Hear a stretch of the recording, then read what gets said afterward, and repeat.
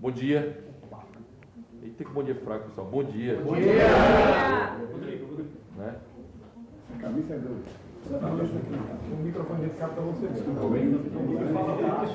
Pessoal, bom dia de mais uma vez. Estou aqui.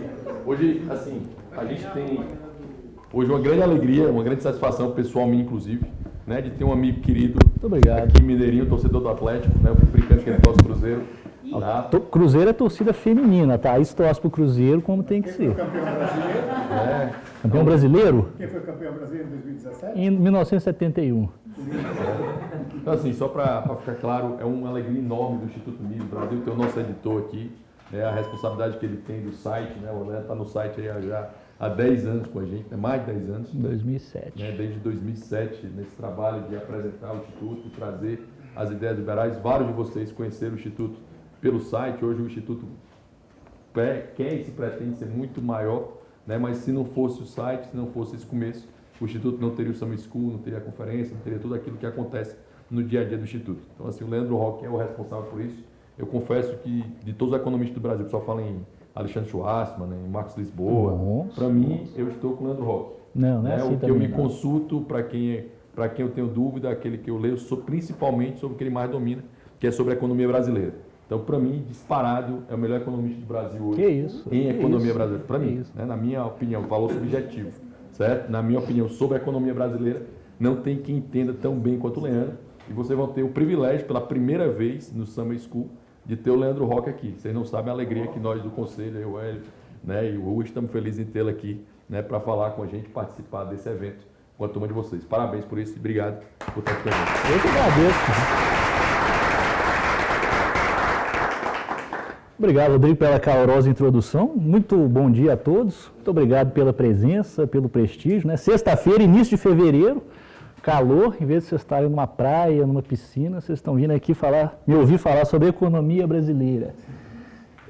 Em retribuição a essa excruciante gentileza, eu prometo uma abordagem inédita sobre o assunto.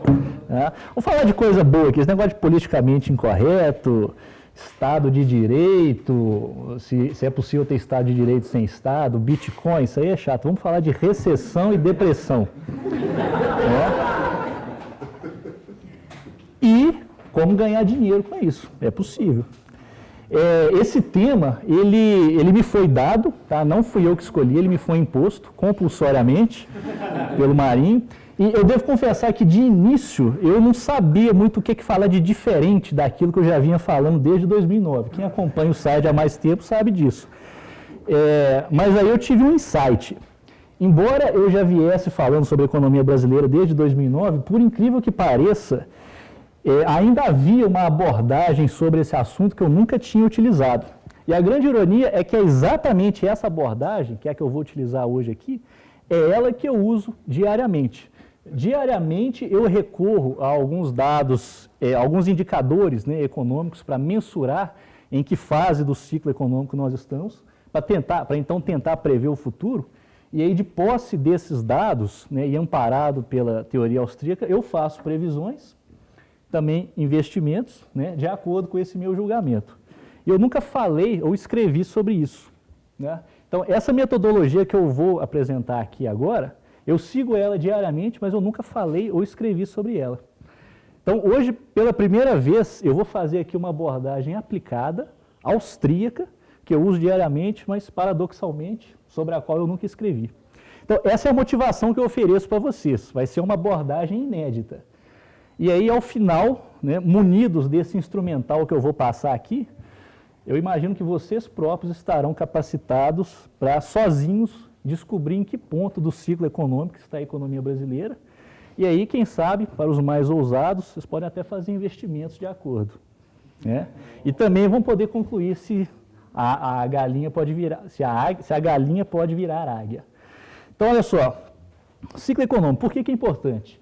Para você saber se uma galinha pode virar águia, você tem que entender como é que funciona um ciclo econômico.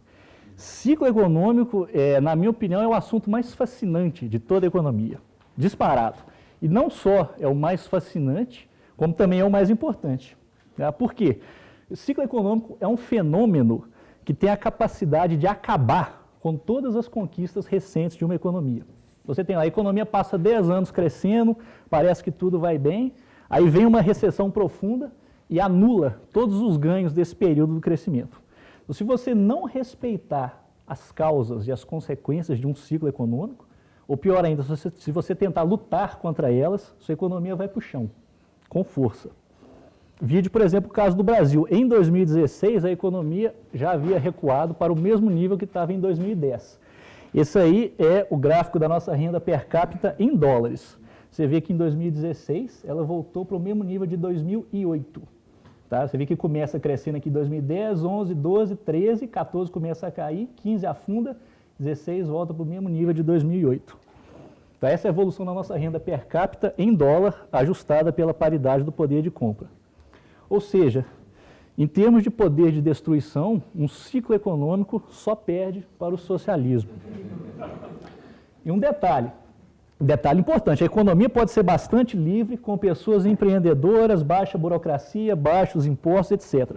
Porém, se o governo fizer lambança em uma área, que é essa que nós vamos estudar aqui, toda a economia vai degringolar. Exemplos clássicos e recentes disso são a Irlanda e a Islândia. São economias livres, né, mas que por causa da lambança que o governo fez nessa área que nós vamos estudar, a economia entrou em aguda recessão. O mesmo aconteceu em toda a Europa, mais especificamente, mais proeminentemente, né, em Portugal, Espanha, Grécia e Chipre. E está acontecendo agora no Brasil. Então, olha só, o que é que faz uma economia vivenciar um ciclo econômico?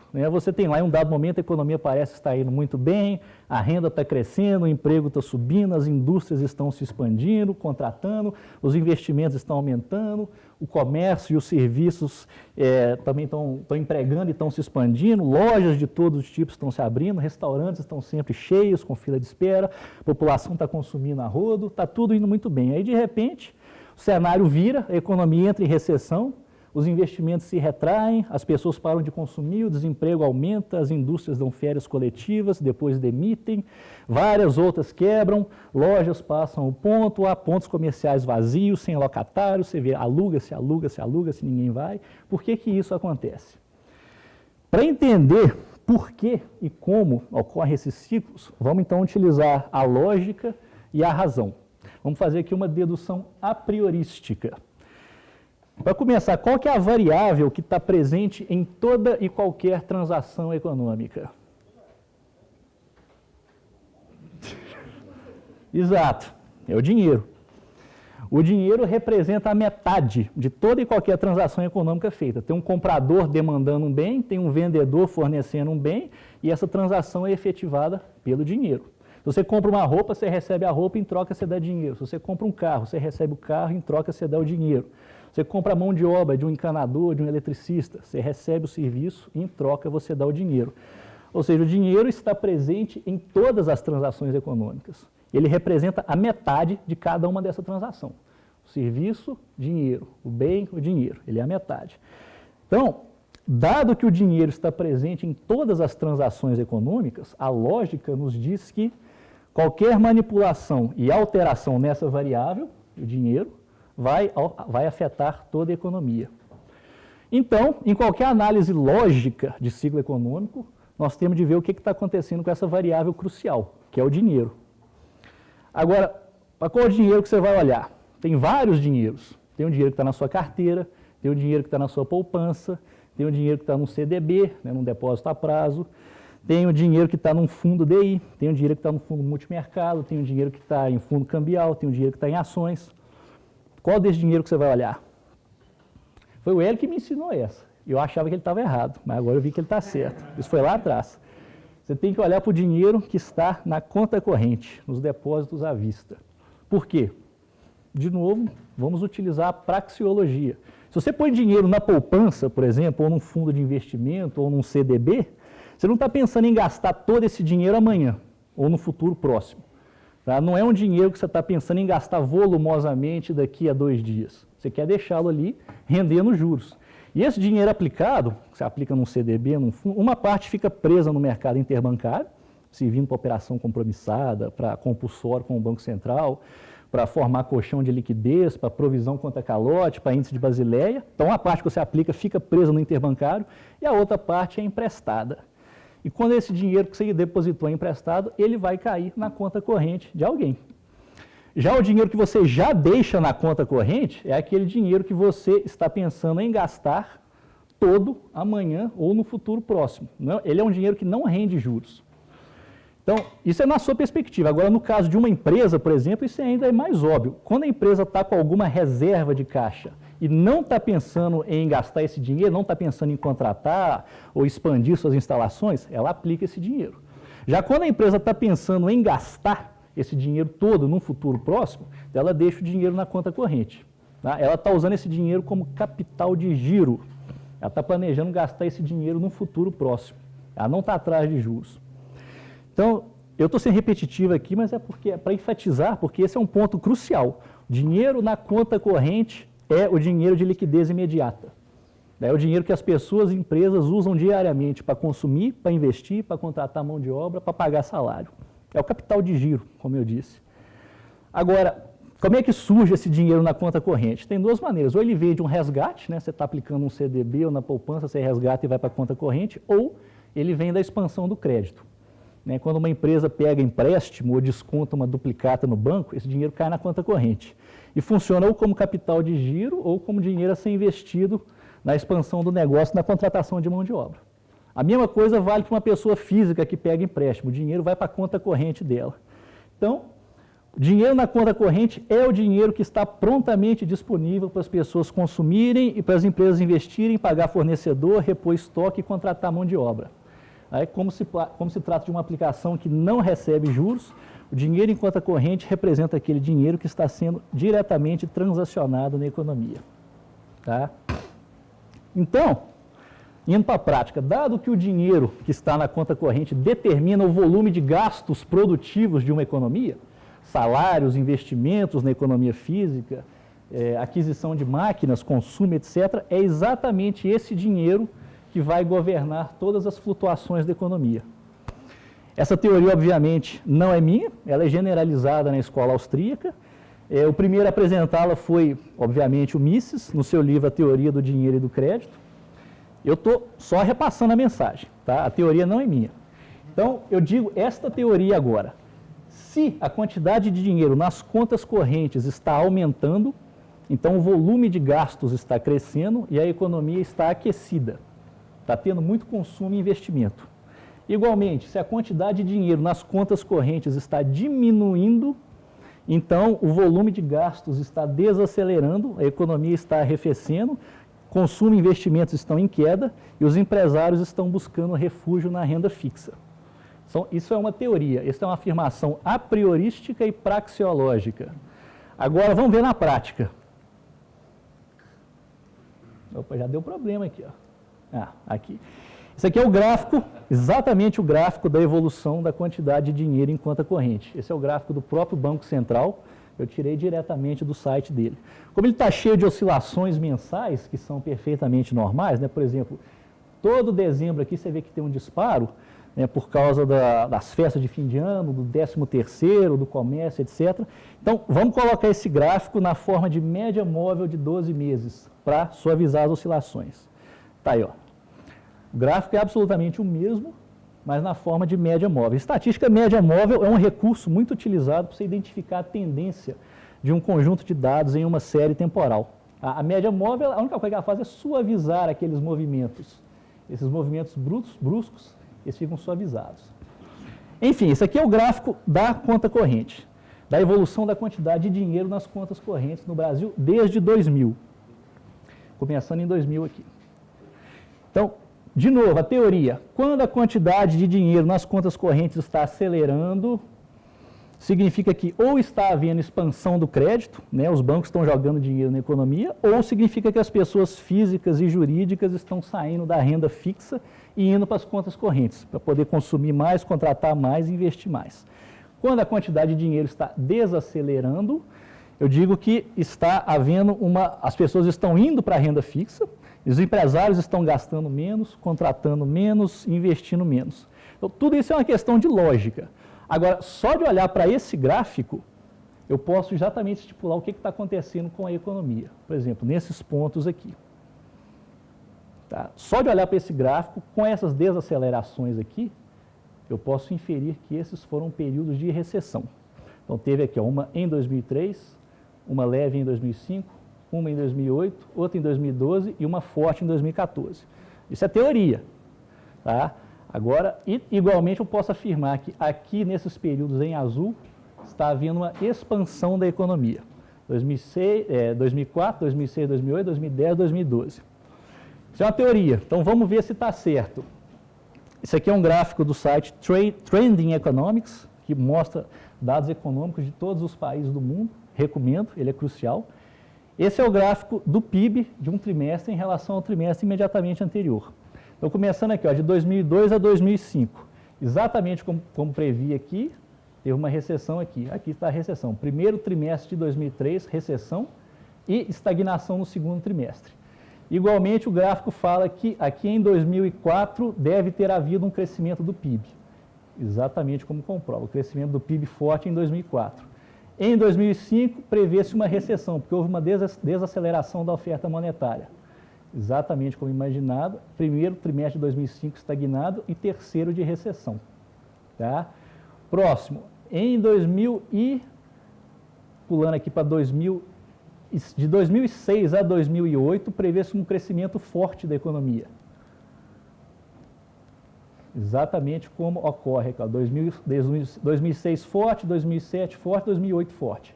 Chega 2008, recessão. No início de 2008, no final de 2008 e início de 2009. Exatamente como acontece. Final de 2008, início de 2009, recessão. O gráfico também mostra que haverá um crescimento forte depois, 2010, 2011. Exatamente como comprovado. Crescimento forte em 2010, recessão no terceiro trimestre de 2011 e início de 2012. O gráfico mostra que haverá uma expansão em 2013 e recessão forte em 2014 e 2015. Exatamente como acontece. Expansão forte em 2013, começa a estagnação em 2014, em 2015 em diante, a economia entra em forte retração. Tudo previsto pela variação da oferta monetária, exatamente como previa a teoria austríaca. Quem quiser entender a popularidade de Lula, a única coisa que você tem que fazer é olhar esse período aqui, ó, 2004, 2006, 2007, 2008. Crescimento forte da oferta monetária. Então,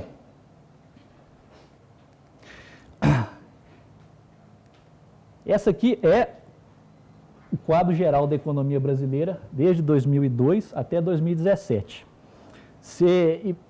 Você vê que está tendo essa recuperação hoje, atualmente aqui, exatamente porque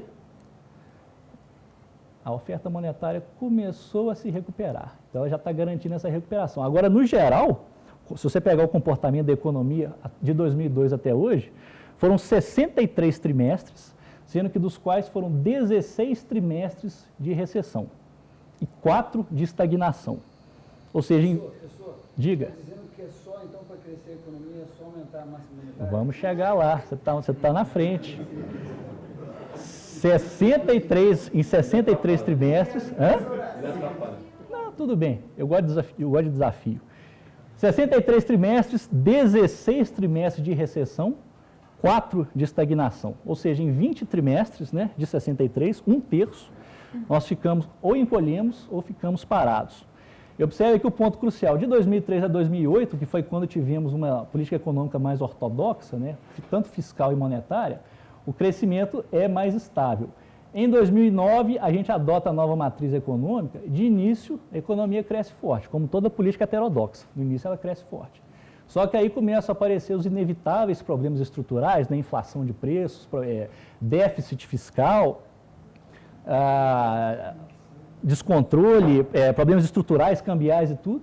E aí a galinha vai para o charco e não sai mais. Tá? Então, só para comparar esse nosso histórico, por exemplo, você pega a Austrália, que é uma economia relativamente semelhante à nossa, tem a mesma pauta de exportação, tem razoavelmente o mesmo tamanho continental e tudo. Você vê que nela, nesse mesmo período, foram só 3 trimestres de recessão. A pior, que foi na crise de 2009, encolheu só 0,5%. Nós aqui encolhemos 4%. A Austrália encolheu só 0,5%. Ou então que tal a economia americana, que todo mundo fala que estava mal. Ele tem aqui 7 trimestres de recessão ao todo, sendo que 5 só no período de 2008 e 2009. Nós tivemos 16 trimestres de recessão. Compara então com o da América Latina. Você pega, por exemplo, o Peru, que é o país que mais vem fazendo reformas no continente. Só 5 trimestres de recessão, tá? Sendo que 3 na crise de 2009. E olha a constância do crescimento. Tá? Varia de 1,5% a 3% por trimestre. Por último, para não alongar muito, você pega o Chile. É um pouco menos impressionante que o Peru, até porque a economia dele já está arrumada, né? Um país mais rico e já estável, mas ainda assim um crescimento constante. Só 6 trimestres de recessão, sendo que 4 aqui no período 2009-2010, da crise mundial. Então, voltando aí ao Brasil, esse comportamento errático da economia está, como vimos, intrinsecamente ligado à variação da oferta monetária. Isso foi determinado a priori, utilizando a lógica e a praxeologia, e foi confirmado pela empiria. Agora a questão é, quem é que causa essas variações na oferta monetária? Qual instituição está no direto controle da oferta monetária? Obviamente, quem controla a moeda de um país, né, quem tem o monopólio sobre a moeda é o Banco Central. Mas como é que eu vou provar que quem realmente está no controle de toda aquela variação da oferta monetária é o Banco Central? Eu disse que a quantidade de dinheiro nas contas correntes varia de acordo ou com a expansão do crédito, ou com as pessoas saindo da renda física e indo para as contas correntes, saindo da renda fixa e indo para a conta corrente. Só que essa é uma afirmação a priorística e praxeológica. Também é uma afirmação a priorística e praxeológica eu falar que quem controla ambos esses fenômenos é o Banco Central por meio da manipulação de juros. Então eu faço essa seguinte teoria. Se o Banco Central aumenta os juros, ele desestimula empréstimos. Consequentemente, a criação de dinheiro em conta corrente tende a diminuir. Igualmente, se ele aumenta juros, ele estimula as pessoas e as empresas a saírem das contas correntes e ir para a renda fixa. O empresário deixa de investir na economia física e vão para a segurança da renda fixa. Também é uma teoria, se eu falar que se o Banco Central reduz os juros, ele estimula empréstimos. Criação de dinheiro na conta corrente tende a aumentar. Igualmente, se ele diminui os juros, ele estimula as pessoas a saírem da renda fixa e irem em busca de maiores retornos na economia real.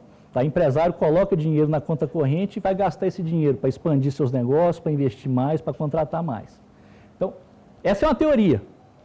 Eu estou deduzindo essa teoria a prioristicamente usando a praxeologia, mas eu não quero ficar só na teoria. Eu quero mostrar a empiria.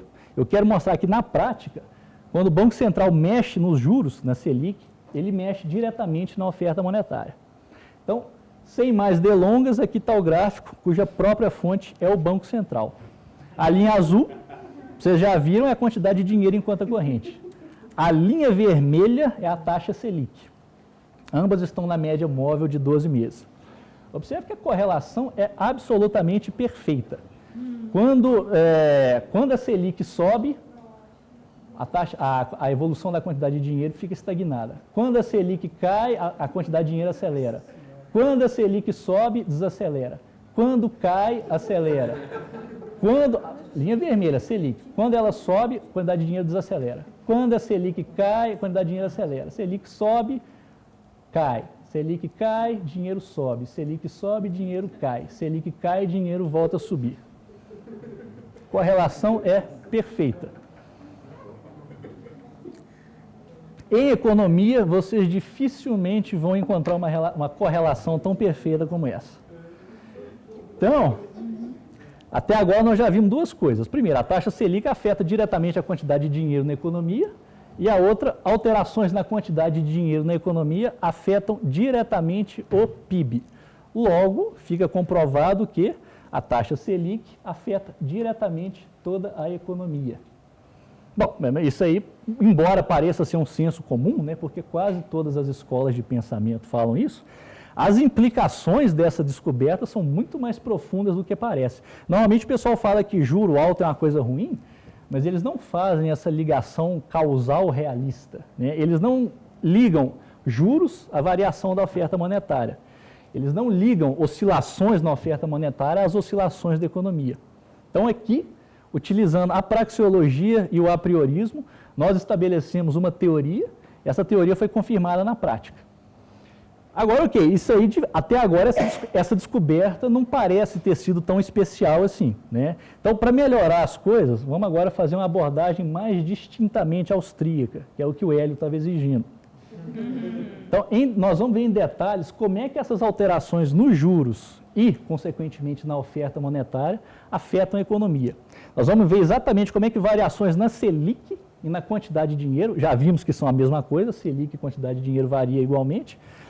Nós vamos ver como é que essas variações afetam a economia. Nesse ponto é que a teoria austríaca assume um postulado ímpar. Tá? Ao contrário das outras escolas de pensamento, a teoria austríaca sempre enfatiza que manipulações nos juros e na oferta monetária afetam diferentemente cada setor da economia. Então, a teoria austríaca fala que, isso é uma teoria, os setores que estão lá no início da cadeia produtiva, né, aqueles que estão mais longe dos consumidores, por exemplo, indústrias de bens de capital, que são as que produzem o maquinário, elas serão afetadas muito mais intensamente pela manipulação dos juros. E a teoria austríaca também diz que os setores que estão mais próximos dos consumidores, varejo e serviço, serão os menos afetados. Isso é uma teoria, isso é uma lógica. Agora, então, para tentar explicar essa teoria, eu vou colocar em termos o seguinte: suponha que a economia está bombando, aqui ó, período 2006, 2008. Selic caindo, economia bombando. Nessa fase, como vimos aqui, o crédito está se expandindo, as pessoas estão se endividando para consumir, a quantidade de dinheiro está aumentando, a renda das pessoas está crescendo, o emprego está aumentando, está tudo indo aparentemente bem. Nesse cenário, o consumo está alto e o comércio está aquecido. Então, se as vendas das Casas Bahia, por exemplo, estão aumentando, os estoques dela estão diminuindo. Então, a primeira coisa que os administradores das Casas Bahia vão fazer vai ser encomendar novos produtos para repor seus estoques. Então, ou seja, se as geladeiras, os fogões, as televisões e os móveis estão sendo vendidos rapidamente, de modo que os armazéns das lojas estão ficando vazios, então a encomenda de estoques será uma constante. Assim, os fornecedores das Casas Bahia, né, o setor atacadista, eles vão aumentar suas encomendas para as indústrias. E as indústrias, por sua vez, aumentarão a produção. E com um detalhe, essas indústrias que vão aumentar a sua produção de fogão, geladeira, televisão, elas vão demandar mais bens de capital para aumentar essa produção. E aí as indústrias de bens de capital vão ter que aumentar a sua fabricação de maquinário. A indústria de bens de capital vai fabricar máquina, vai vender para a indústria de bens de consumo. A indústria de bens de consumo vai usar essas máquinas para fabricar fogão, geladeira, televisão, vai vender para o atacado e o atacado vai repassar para as Casas Bahia. Então aqui nós chegamos lá no início da cadeia de produção. Tá? Nesse cenário, o faturamento de todas essas indústrias vai aumentar. As indústrias de bens de capital, que vão produzir o maquinário para ser utilizado pelas indústrias de bens de consumo, e as indústrias de bens de consumo que vão vender para o atacado. Ou seja, esse é o cenário de crescimento da renda e do consumo, a renda de todos os setores aumenta. Como consequência, todas essas indústrias terão de contratar mais operários. Né? Os juros estão baixos, elas pedem crédito, elas conseguem crédito barato para expandir sua produção. E aí a oferta monetária segue crescendo e aditivando ainda mais o consumo. Então, segundo a teoria austríaca, nessa fase da expansão do crédito, que está havendo aumento da renda e do consumo, o setor industrial é o que mais se expande. Tá? A indústria faz vários investimentos visando a expandir suas instalações e sua capacidade produtiva, contratando mais empregados e fabricando mais bens. Então, nesse período da expansão do crédito, todos os setores se expandem. Então, o comércio se expande, as Casas Bahia têm que contratar mais comerciantes, o setor de serviços também, por causa do aumento da renda, ele também se expande, mas quem mais se expande é o setor industrial.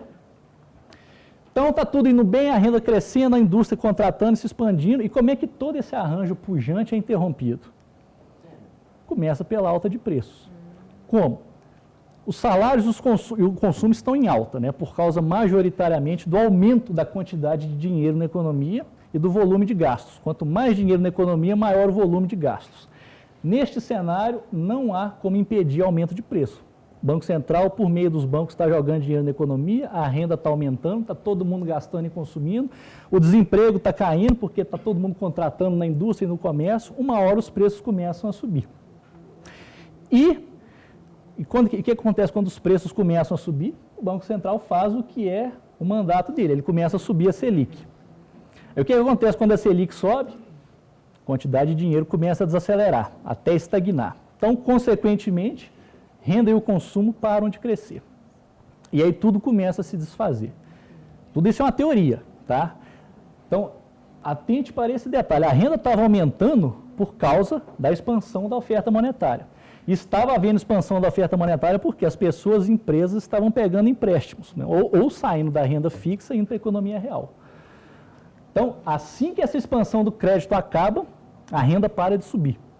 As pessoas estarão mais endividadas e com uma renda estagnada, porque a quantidade de dinheiro parou de crescer. E aí a demanda vai cair. E aí todos aqueles investimentos feitos pela indústria, eles se comprovarão errados, mal direcionados. Por quê? Porque as indústrias acreditaram que aquela demanda dos consumidores seria definitiva e sustentável, ou no mínimo duradoura. Então, elas investiram, elas se expandiram de acordo com essa crença. Elas tinham que investir porque estavam atendendo a uma demanda, né? É uma questão de sobrevivência. Se uma indústria não investisse, outra indústria investiria e tomaria fatia de mercado dela. Então, tendo a demanda, a indústria tem que investir, não tem como ela escapar. Só que aí, lá no final, ela descobre que esses investimentos foram errôneos, que são chamados mal investments. São os investimentos para os quais a demanda não é sustentável.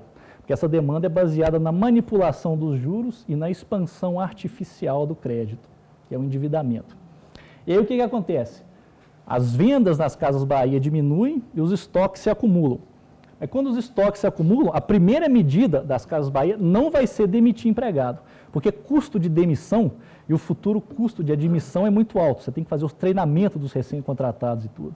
Então, a demissão de mão de obra no comércio é o último recurso. A primeira medida das Casas Bahia será diminuir a encomenda de estoques. Consequentemente, os fornecedores das Casas Bahia, que é o atacado, eles reduzirão suas encomendas para as indústrias. E aí as indústrias de fogão, geladeira e televisão vão reduzir sua produção. Consequentemente, elas vão reduzir a demanda de bens de capital. E aí as indústrias de bens de capital vão parar. E o faturamento de toda a indústria vai diminuir. E aí o primeiro recurso vai ser dar férias coletivas. Se não funcionar, é demissão. E aí, no final, todo aquele investimento e toda aquela expansão dessas indústrias se mostraram errados, porque foram baseados na crença de que haveria uma demanda contínua por seus produtos. Só que essa demanda se baseava apenas na expansão monetária. Ou seja, nos ciclos econômicos, os setores da economia que mais se expandem e que mais se contraem são exatamente aqueles que estão no início da cadeia produtiva. Quando uma economia entra em crescimento, o setor industrial é o que mais contrata e o que mais investe, e quando a economia entra em recessão, o setor industrial é aquele que mais corta empregos e o que mais reduz seus investimentos.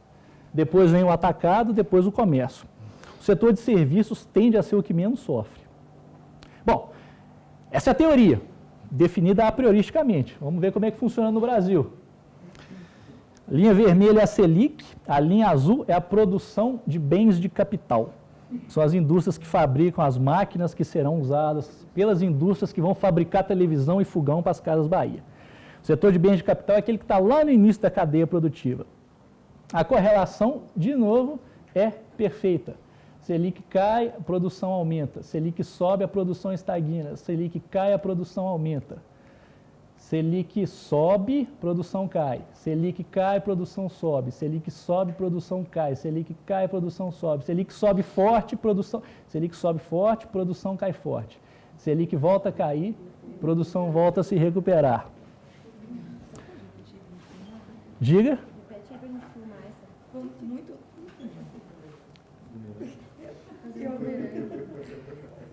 Isso é teoria austríaca sendo comprovada na prática. Você tem que Selic cai, produção sobe, Selic sobe, produção estagna, Selic cai forte, produção sobe forte, Selic sobe forte, produção cai, Selic cai, produção sobe, Selic sobe, produção cai, Selic cai, produção sobe, Selic sobe forte, produção cai forte, e atualmente nós estamos aqui, Selic caindo e a produção de bens de capital voltando a se recuperar. Isso é produção de bens de capital. Agora vamos ver produção de bens de consumo, que são as indústrias que compram os bens de capital para fabricar fogão, televisão e tudo. Aqui é a linha verde, bens de consumo. Você vê que a oscilação também acompanha a taxa de juros, mas ela é bem menos evidente. Óbvio, trata-se de uma indústria que está mais próxima do consumidor final. Aqui a porcaria do site mudou a cor, mas é a mesma coisa. A Selic é a vermelha, a verde é a bens de capital e a azul é comércio. Tá? Observe que o comércio é o que é mais imune às variações na Selic. Ainda assim, há alguma correlação. Por exemplo, aqui a Selic sobe, o comércio dá uma estagnada. Aqui, quando a Selic sobe, o comércio cai. A única vez que a Selic subiu e o comércio não sofreu foi aqui em 2010, 2011. Tá? De 2014 em diante, a relação foi explícita. A Selic sobe, o comércio cai. Mas o que realmente está comprovado aqui é que o setor de bens de capital, que é o que está lá no início da cadeia produtiva, é o que mais sofre com as alterações da Selic. Então, mais um pilar da teoria austríaca, que foi deduzido a prioristicamente, acaba sendo comprovado pela empiria. Alterações nos juros afetam muito mais profundamente aqueles setores que estão lá no início da cadeia produtiva, longe do consumidor final, e afetam menos aqueles que estão mais próximos dos consumidores. Quanto mais próximo do consumidor final, menor é a volatilidade do setor. Mises começou a explicar isso em 1912, apresentou a explicação completa em 1930, e nós estamos aqui em 2017 vendo tudo isso se comprovar empiricamente. Agora, falta falar então por fim, que é a parte mais importante, que é como é que alterações nos juros, na oferta monetária e na estrutura de produção, que foi o que nós vimos até agora, afetam os preços. Porque, afinal, vale lembrar que o Banco Central mexe na Selic exclusivamente com a intenção de controlar preço. O mandato dele é esse. Ele mexe para controlar. Toda a justificativa para manipular juros é exatamente gerenciar os preços. E tudo que nós vimos até agora foram as consequências da manipulação dos juros. Só que ainda falta ver se essa manipulação dos juros ao menos vai alcançar seu verdadeiro objetivo, que é controlar os preços. Esse gráfico aqui, também com média móvel de 12 meses, mostra a evolução da taxa de inflação no atacado. O atacado são aqueles caras que compram televisão das indústrias e revende para as Casas Bahia. Então, na prática, isso aqui é o preço que os atacadistas, depois de terem comprado das indústrias, cobram das Casas Bahia pelos estoques fornecidos. Então, pela teoria, eu posso falar que se os preços estão subindo, isso significa que a demanda dos empresários, ou seja, das Casas Bahia, para repor seus estoques, está crescente.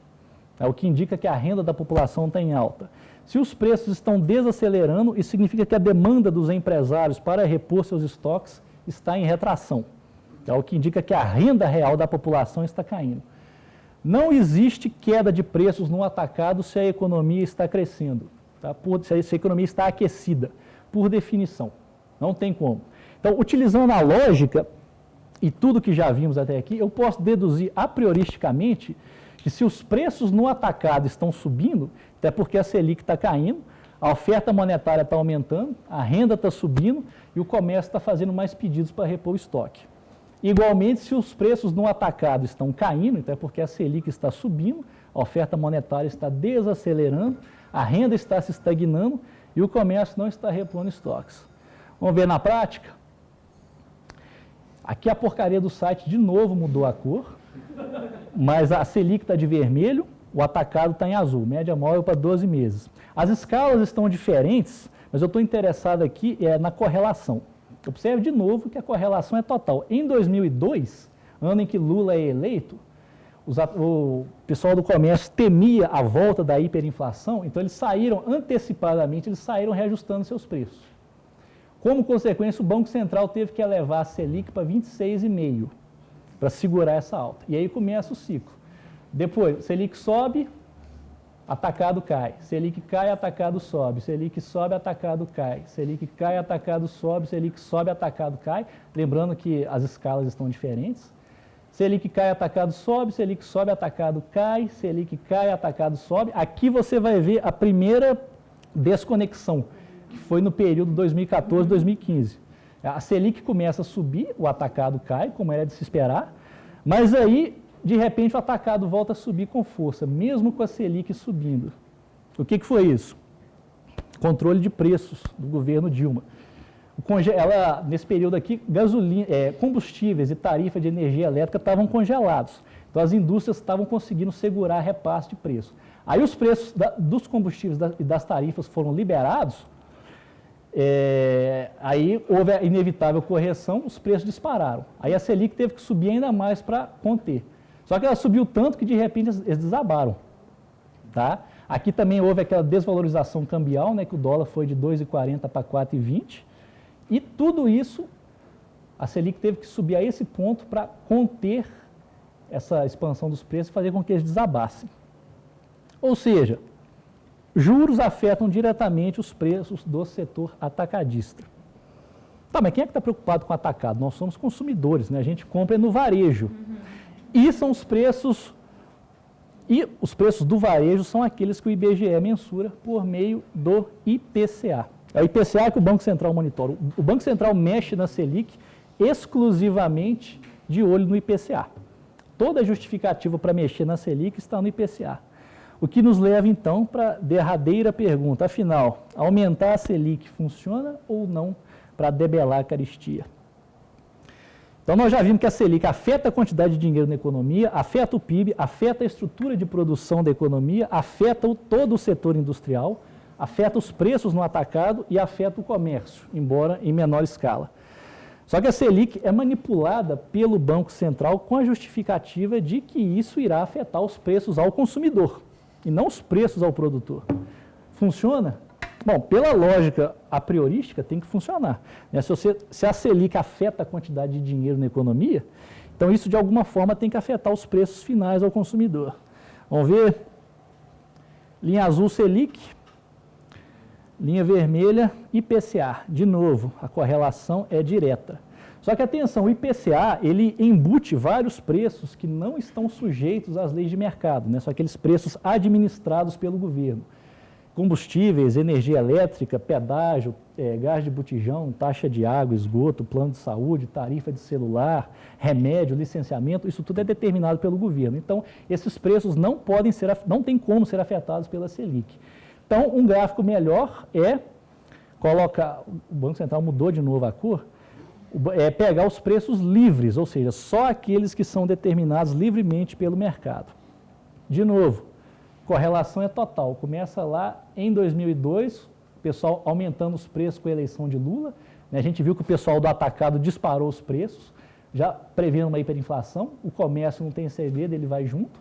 E aí a Selic sobe. E aí começa, a Selic sobe, preço cai. Selic cai, preço sobe. Aqui o preço começou a subir um pouquinho, eles voltaram a subir a Selic. Era a época de Afonso Bevilacqua, lá no Banco Central. Só que eles subiram tanto que o preço desabou. O IPCA foi lá para baixo. E aí continua, eles diminuem muito a Selic, os preços voltam a subir com força, Selic sobe, preço cai, Selic cai, preço sobe, Selic sobe, preço cai, Selic cai, preço sobe, e aqui é onde nós estamos. Esse lugar aqui é curioso, porque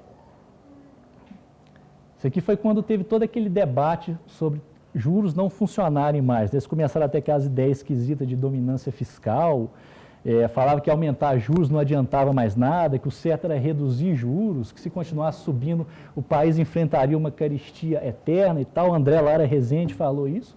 Tudo por causa desse período aqui. De novo, foi aquele período em que houve o congelamento de preços e aí, quando eles foram liberados, houve essa inevitável correção.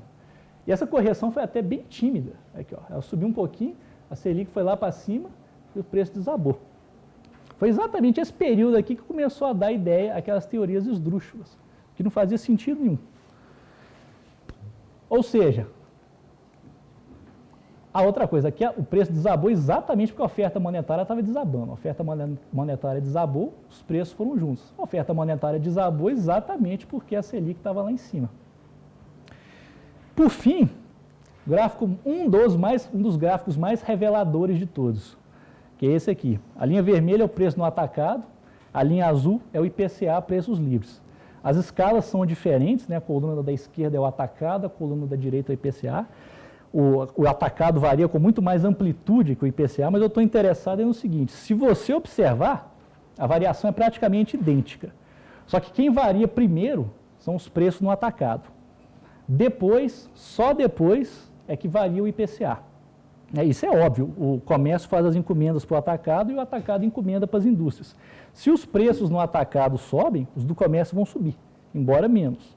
Se os preços do atacado caem, os do comércio vão desacelerar. Ou seja, quem determina o IPCA são os preços do atacado. Então a gente chega à seguinte conclusão. O Banco Central mexe na Selic para influenciar o IPCA. Só que o IPCA só é influenciado depois que toda a estrutura de produção da economia foi alterada, depois que a Selic afetou indústria, atacado e varejo. Ou seja, para controlar o IPCA, a Selic afeta toda a estrutura de produção da economia. E aí então, só então, isso vai afetar o preço aos consumidores. E a conclusão é que para que o governo consiga controlar preços manipulando juros, ele tem necessariamente que desarranjar toda a economia. É impossível manipular juros e acreditar que os efeitos disso ficarão restritos apenas ao preço das roupas, do dentista, do encanador, da pizza, do liquidificador, da geladeira, etc. Ou seja, preços altos, Banco Central eleva juros, crédito diminui, oferta monetária cai, consumo cai, comércio reduz as encomendas para as indústrias cortam a produção e demitem, os preços no atacado caem e então, só então, o IPCA desacelera. É assim que funciona um controle de preços via manipulação de juros. E eis aí um grande exemplo de por que todo e qualquer microgerenciamento de uma economia irá sempre gerar consequências não premeditadas. Bom, de posse disso tudo, agora a gente pode responder a pergunta. A gente vai ter voo de galinha ou de águia? E aí eu volto para o gráfico que sintetiza toda essa apresentação. Esse é o gráfico que vocês devem ter na sua homepage. Todo dia que vocês abrirem o computador, você tem que ter esse gráfico lá. É o gráfico mais importante de todos. Vermelho a taxa Selic, azul a oferta monetária. Esse é o gráfico que vocês têm que acompanhar diariamente para fazer previsões. Águia ou galinha? Bom, vai depender das políticas que irão afetar essas duas variáveis. Pura e simplesmente isso. Enquanto a gente mantiver esse padrão de montanha-russa, de serpente, vai ser galinha. O que você pode fazer para transformar isso em águia? Bom, um elemento que ajudaria bastante é o investimento estrangeiro direto. Quando o estrangeiro vem para cá e troca sua moeda por real, não há expansão monetária se o Banco Central não intervier. Tá? Quando o estrangeiro troca sua moeda por real, a taxa de câmbio se aprecia. Não há expansão monetária. Se o Banco Central intervir para impedir essa apreciação do câmbio, aí ele compra dólar e aí ocorre a expansão monetária. E ocorrer na expansão monetária, ocorre tudo isso que nós vimos aqui.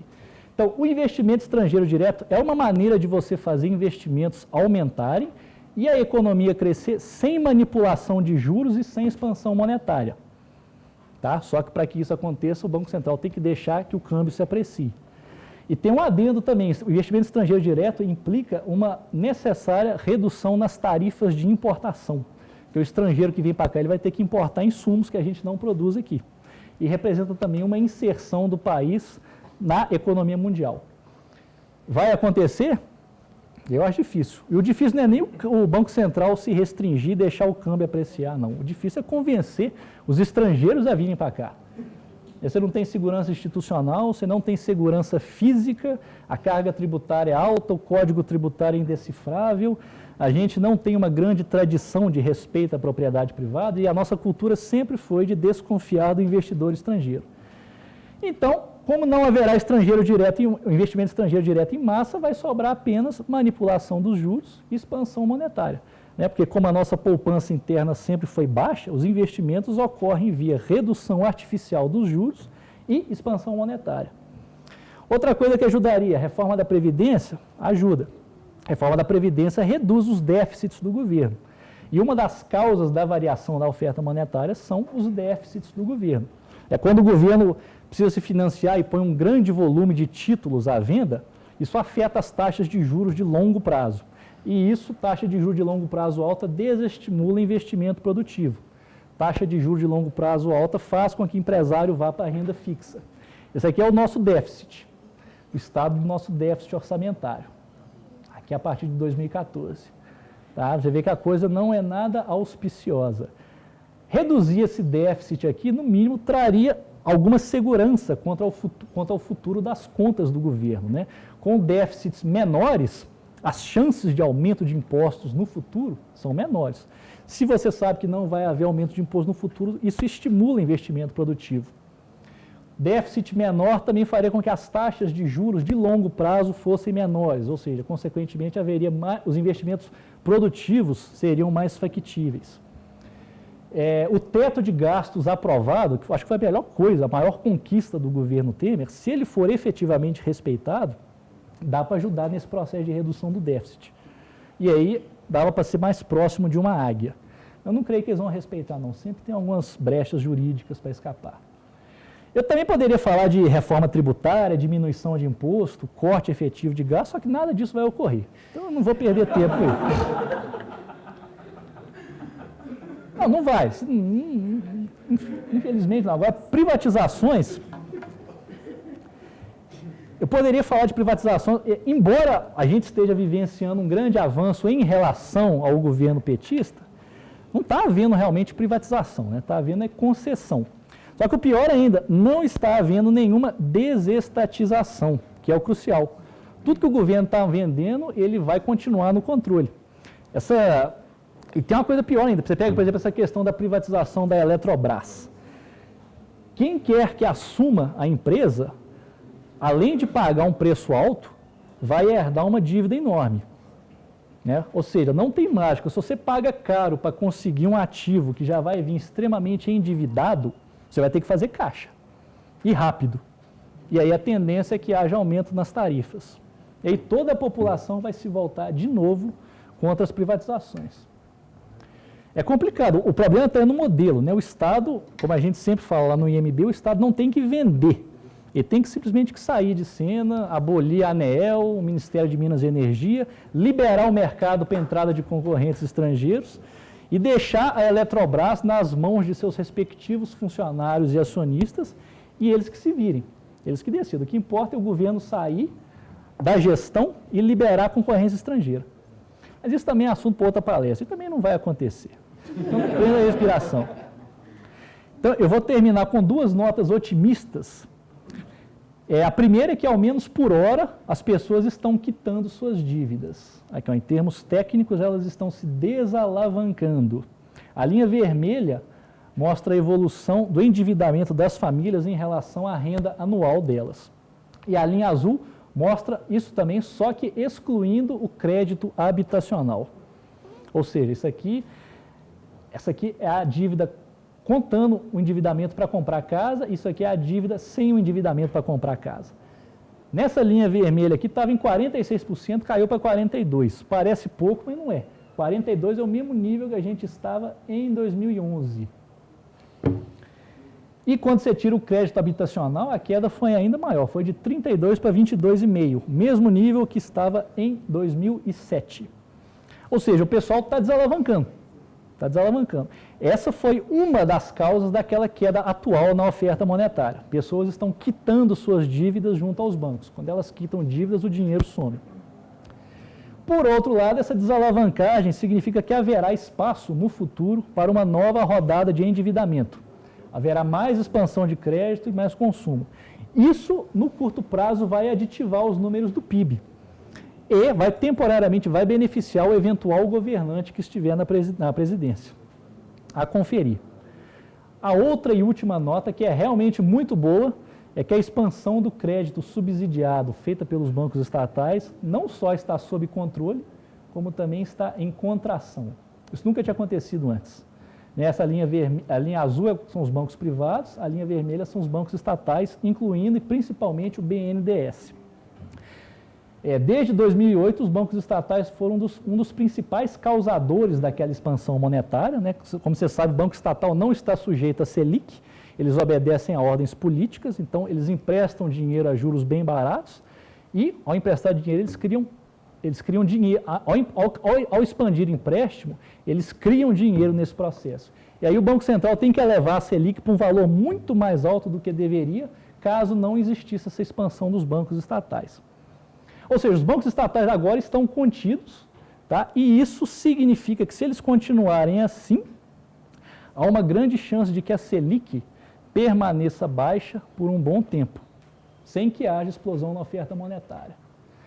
E aí vocês façam seus investimentos de acordo com isso. Eu estou entupido de pré-fixado, porque eu acho que a Selic não vai subir tanto quanto subiu nos últimos tempos. Eu não visualizo mais Selic a 2 dígitos por enquanto, não enquanto continuar assim. Tá? A questão agora é ver como é que os bancos privados vão se comportar. Vamos ver como é que eles vão fazer perante aquela desalavancagem dos consumidores. Então, para concluir, galinha ou águia? Até hoje, obviamente, foi galinha.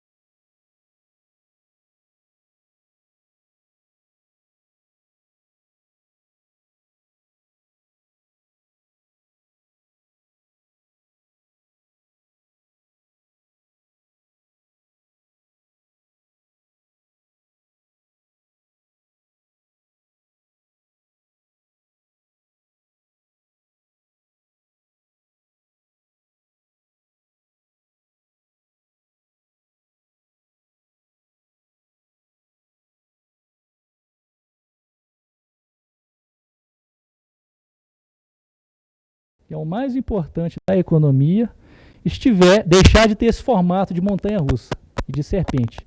Para que ele deixe de ter esse formato, várias políticas têm que ser adotadas, sendo as 3 principais, aquela que eu falei. Elas por si só não bastam, mas começa por ali.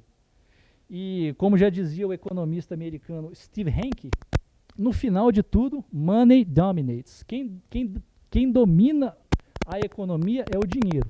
O dinheiro está em todas as transações econômicas, então, no final, tudo o que realmente vai conduzir os movimentos da economia são essas 2 variáveis. São elas que têm o poder de transformar águia em galinha e galinha em águia. O resto, por incrível que pareça, é secundário. Então, se a intenção é transformar a galinha em águia, você tem que implantar medidas que estabilizem essas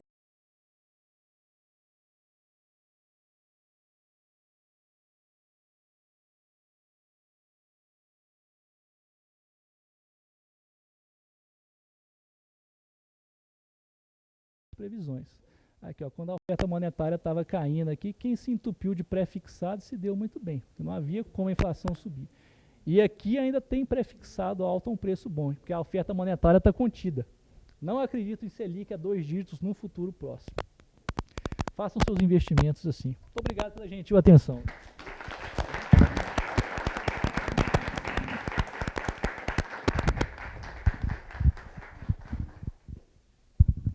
Parabéns, Leandro, muito bom.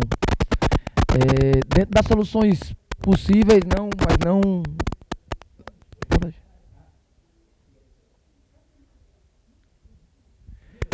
Dentro das soluções possíveis, mas impossíveis no Brasil, o que é que tu acha de câmbio fixo, hein? Tirar do governo esse poder monetário. Quando é com o Currency Board, Com currency. que é o que eu defendo. Não, eu sou a favor. Já escrevi muito sobre isso, mas tem aquela variável chata que é... Por favor, para pegar Cadê o gravação. microfone? É isso aqui. Ah, tá. Sou a favor de Currency Board, já escrevi a favor, mas não tem a menor chance de ser implantado, porque se alguém der essa ideia, eles vão falar da Argentina, que usou uma versão corrupta de Currency Board e deu errado, e aí eles vão falar, vocês vão imitar a Argentina e vai dar isso. Então não vai ser implantado. Eu sou a favor, ele também é. Não sei se ele ainda continua sendo, mas não vai acontecer. Só a favor. O problema do Currency Board é que quem gerencia o Currency Board é o governo, ele sempre pode voltar para trás e fazer Em besteira. tese não pode, porque o Currency Board seria uma entidade privada, tirando do governo, mas na prática é o governo que vai mandar. A lei claro. Continua existindo um banco central que faz a troca de uma moeda, né? Como é que funciona o Currency Board? Em tese, assim, bem simplificadamente, para todo real, para todo papel pintado de real, tem $1 no cofre. Né? Então, essa é a mecânica. Então, toda vez que alguém quer entrar no Brasil, um gringo quer entrar, o Banco Central guarda o dólar e imprime R$1 para o gringo que quer entrar no Brasil. Quando um brasileiro, o gringo quer sair do Brasil, ele vai no Banco Central e troca esse real pelo dólar que estava lá e o Banco Central elimina esse real que ele tinha criado. O problema da Argentina foi que eles começaram com a regra certa, ou seja, tinha $1 para cada peso argentino. Num determinado momento, a taxa de juros começou a subir. E aí, quando sobe, os políticos, em geral, não querem deixar que suba, porque tinha tido alguma insegurança, eu acho que foi ano 2000, e aí falou assim, olha, não podemos deixar a taxa de juros crescer, vamos começar... Foi com a crise asiática em 97 que 97, começou. Perfeito. E aí, o que aconteceu? O Cavalo, que era o ministro da Economia... Domingo Cavalo, ele foi lá e ao invés de deixar $1 para cada peso, ele trocou alguns desses dólares por títulos emitidos pelo próprio governo argentino. Ou seja, e aí todo mundo começou a ver que aquilo não era um lastro real. Ou seja, o currency board funciona enquanto se mantém a regra. O problema é que quem toca a regra é o governo. Então, obviamente, é uma solução melhor que a atual, se o governo cumprir. Mas melhor mesmo é uma separação total entre o Estado e o nosso dinheiro. O currency board oficial faz isso. Um padrão ouro clássico é um currency board. O currency board, o ortodoxo, ele não permite manipulação do governo. Ele é uma instituição privada. O governo não tem nenhum controle sobre ela. Exatamente por isso também não vai acontecer. Na janela de Overton, todas as soluções... O que é? Na janela de Overton, não é impossível até o necessário. Sim. Certo? Das suas propostas para a melhora do país, ou seja, está muito longe. Você diz assim, é impossível. O Brasil começa a privatizar mal, né?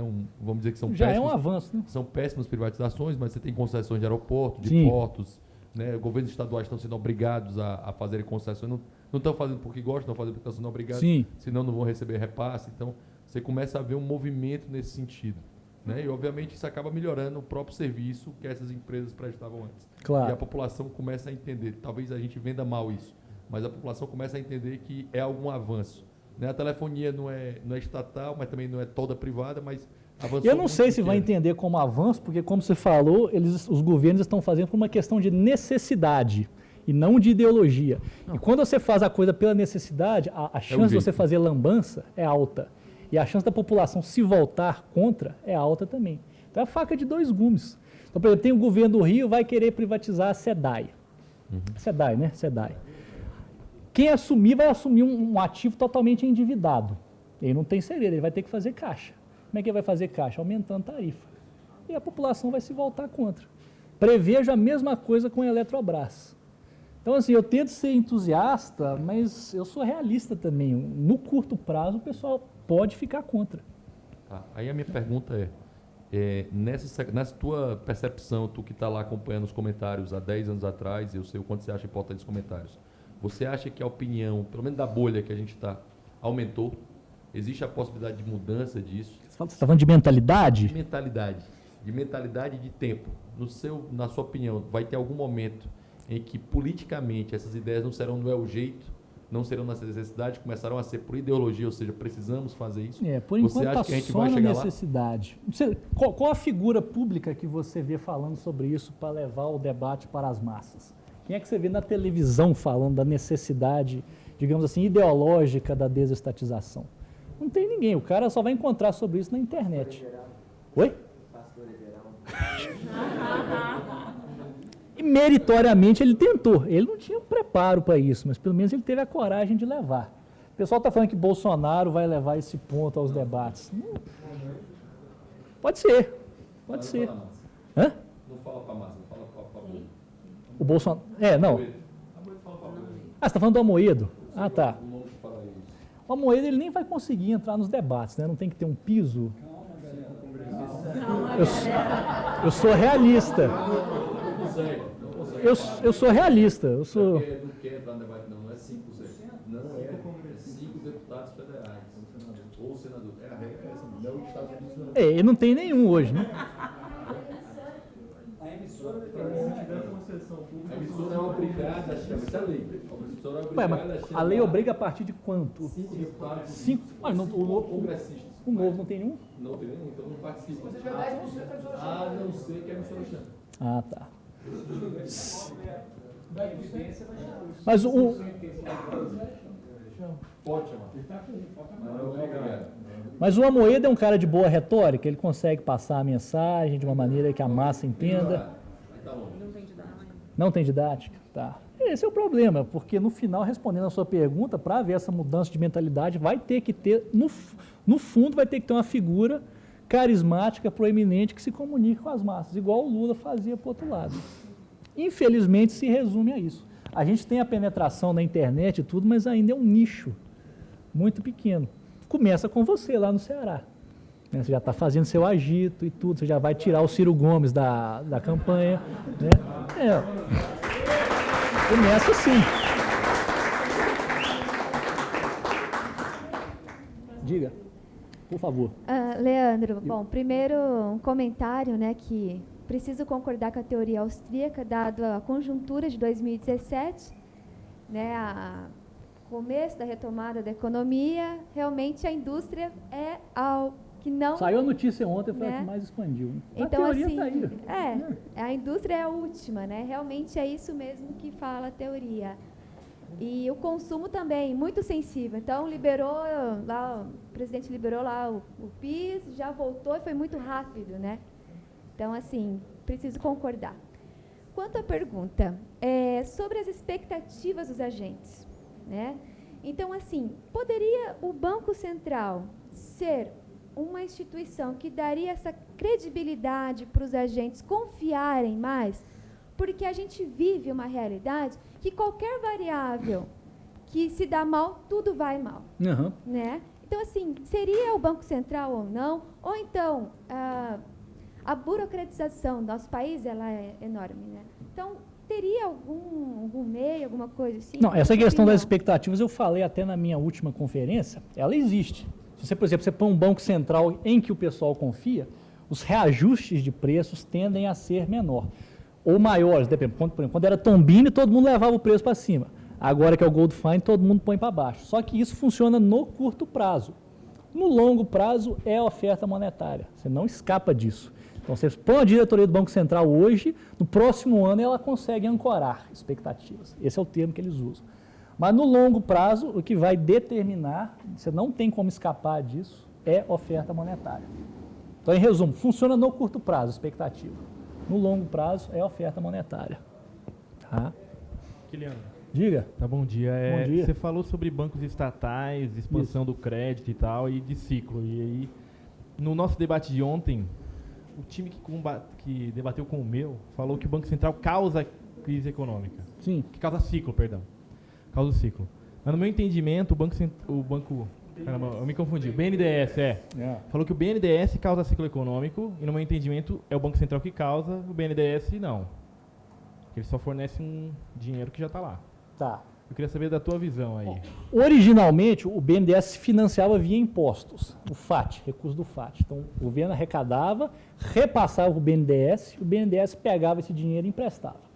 Essa era uma prática que, embora condenável, ela não gera ciclo econômico, porque ela não causa expansão monetária. Porque ele recebe dinheiro de impostos e empresta esse dinheiro.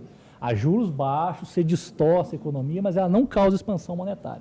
Só que hoje não é mais assim. Hoje não, desde o governo Dilma não é mais assim. Hoje o Tesouro emite títulos e repassa esse dinheiro para o BNDES. Só que quando o Tesouro emite títulos, isso gera uma expansão monetária, porque os bancos compram esses títulos via reserva fracionária, então eles criam dinheiro, esse dinheiro o Tesouro pega, joga no BNDES, o BNDES empresta.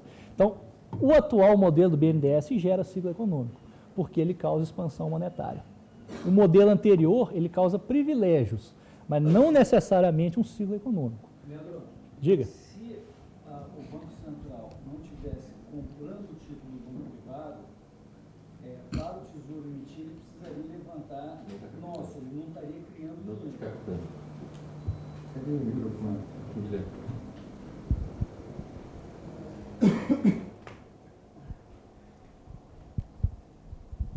Não, estou fazendo um ponto técnico, eu concordo com o Leandro, que ele está dizendo que se o governo federal está expandindo a emissão de títulos, e se a gente, conhecendo o mecanismo pelo qual, no fundo, isso ocorre, é que os bancos vão comprar esse título E o Banco Central, então, vai monetizar usando esses títulos, ou seja, vai criar dinheiro lastreado nesses títulos. Então, a gente pode dizer que houve expansão. Que houve expansão porque a gente está admitindo todo esse longo processo.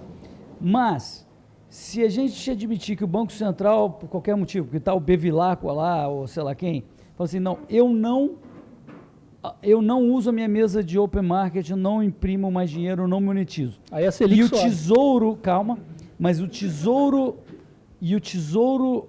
emite e dá para o BNDES, isso não criou. Não, o Tesouro emite, o banco compra. Aí o Tesouro pega esse dinheiro não dos bancos e necessariamente o repassa. banco compra.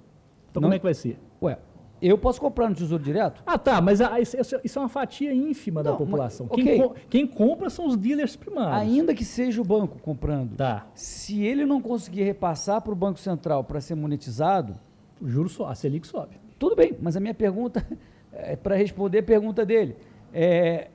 Neste caso, em que imagine por um segundo que o Banco Central esteja fechado, de Certo, feriado, certo. ninguém está trabalhando. Certo. O Tesouro emitiu, deu para o BNDES usou.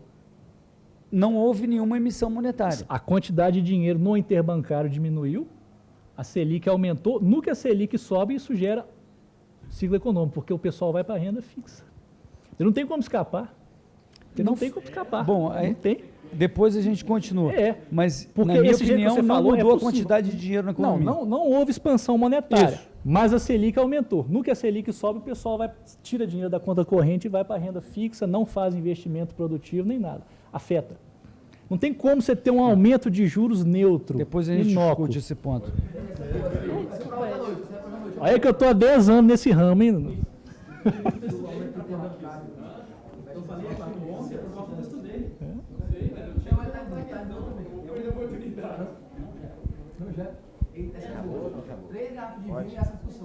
Três garrafas.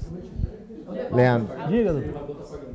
rapidinho, só destacar que é muito confortável ver esse sotaque tão familiar aqui, né? Eu não tenho sotaque, eu sou Não. neutro. Eu tô- Eu posso Eu estar lá em também. Roraima, o cara acha que eu sou de lá. É. A questão é que, assim, não sei se as pessoas sabem muito da sua vida, né? Que você vive recluso num latifúndio Por aí. murado em Minas Gerais e tal, e produzindo sua própria comida, vivendo sua própria energia e tal. Eu vivo em autocracia, Oi? né? Em autocracia, exatamente. Assim, vigiado por uma escolta armada, assim. É. Uma milícia. né? Milícia. É. Mas... Quando é que você põe na FNBH? Oi? Não sou mais presidente. Graças a Jeová. Aí, na verdade, é uma questão muito simples. A gente, né, fala de economia brasileira, mas o Brasil é um país muito diverso. E, como você falou, né, a indústria é a primeira que sente a taxa subir, a primeira que sente a taxa descer. Enfim, a questão, o ciclo afeta muito diretamente a indústria. Mas a gente sabe que os locais, os bolsões do Brasil, onde os políticos são eleitos mesmo, assim, o que realmente elege a maior parte dos nossos congressistas, não tem indústria, não são afetados por isso, e sim muito mais afetados por uma oferta de Empregos de baixa renda, de créditos de pequena voluta e de dinheiro subsidiado, de dinheiro dado, né, de Repasses, bolsas família, repasses e tudo mais. E aí os políticos, eles, né, na verdade, eles estão sempre tentando enxergar, né, a próxima eleição. Eles enxergam até essa distância, essa miopia característica dos políticos, não os do novo, por favor, mas assim, os políticos tradicionais, eles estão buscando isso. E aí, enfim, isso me parece um conflito irreconciliável. Assim, será que há alguma esperança? Assim, porque eu já acho que a gente não vai nem ser voo de galinha. A galinha já é congelada, entendeu? Já... Aí você está sendo mais pessimista que eu. Isso aí já é ciência política. Você já está entrando no ramo da ciência política. Você está querendo dizer que o que vai definir a eleição são os grotões. Né? que são afetados por um dinheiro incomunável, muito menor do que... Não, grotão é comércio e serviços. Realmente não tem indústria. A indústria vai afetar as capitais. Mas aí eu não sei, será que só os grotões têm todo esse poder e supera as capitais? Você pega um estado igual São Paulo, que é rico e industrializado, a massa eleitoral daqui pode influenciar bastante uma eleição. Então, o Senado Roraima, certo. tem o mesmo número de senadores que São Paulo. Ah, tá. Aí é ciência política. Sim. Ainda assim, essa é a Roraima, Ah, tá. Eles vão ter a mesma influência no Congresso e no Senado, tá. Na Câmara e no Senado, tá. Isso é problema da democracia. Eu sou contra, mas eu não posso falar isso em público. Né? Com democracia, aliás, até outro tema, mas a democracia ela é propícia a estimular esses ciclos econômicos, porque tem os períodos eleitorais. O período eleitoral você estimula mais crédito subsidiado, né? O político vai lá no BNDES e manda soltar. E aí você gera tudo isso. Então tá ligado, Então a democracia ela intensifica esse ciclo econômico. É um bom ponto. Agora essa parte da ciência política eu não vou falar porque não é a minha área. Se o Bruno Garchagen estiver assistindo, ele vai me xingar, porque esse é monopólio dele. Então, essa aí eu nem encaro. Valeu. Obrigado.